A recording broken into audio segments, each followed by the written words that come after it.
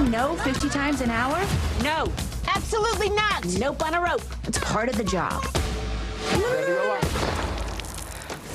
But all of that is about to change.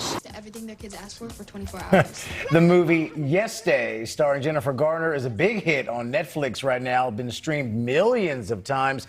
The movie, based on a New York Times bestseller written by the late Amy Rosenthal, an author known for her award-winning children's books. And her final essay was published in the New York Times 10 days before she died of cancer back in 2017. It has been read by more than 4 million people all around the world. And this week, I caught up with her widower, the man at the center of that final essay, in which Amy expressed her wish for him to find love again after she was gone.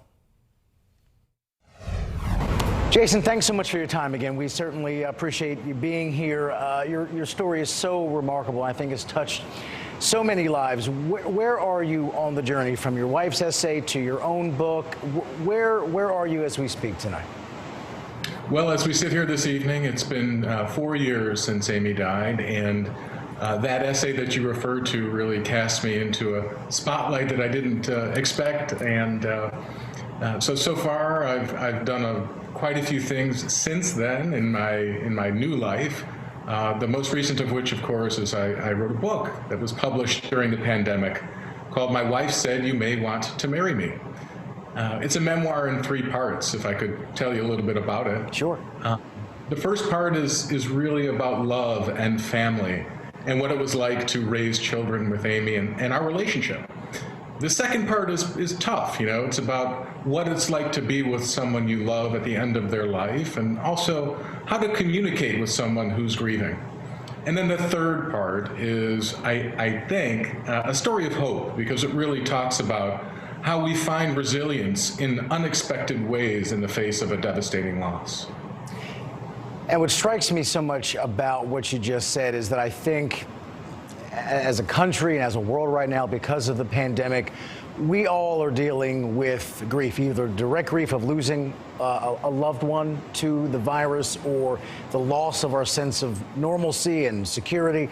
What's been your biggest lesson that you think is even more valuable now about getting through grief or an aching sense of loss?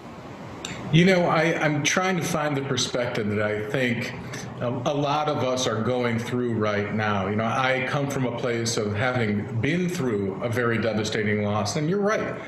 Most everyone in this country has experienced loss of some kind during the last year. And I think that I have focused in recently on the message of unity and how we are unifying together to support one another. And as we have these devastating losses, we come together and learn that we need to, you know, love each other a little bit more, be kinder to each other a little bit more, and really help, you know, your fellow man and woman get through this process. We're all in this together, as we've heard so many people say over the last year. On a personal note, how are you different right now as we talk compared to the man you were 4 years ago when this tragedy first struck your life? You know, I would say pretty much 180, both in my professional life and in the way that I walk through the world. I'm trying each and every day to fill that proverbial blank page that Amy left me at the end of her essay.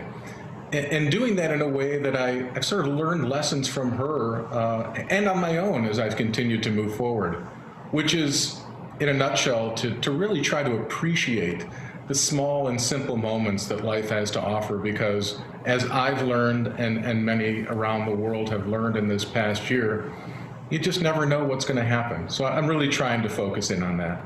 And obviously this was kind of back in the news again because Yes Day, the new Jennifer Garner movie, hitting Netflix back on March 12th, doing very well based on a book by your late wife. What has it felt like to see all that come to fruition?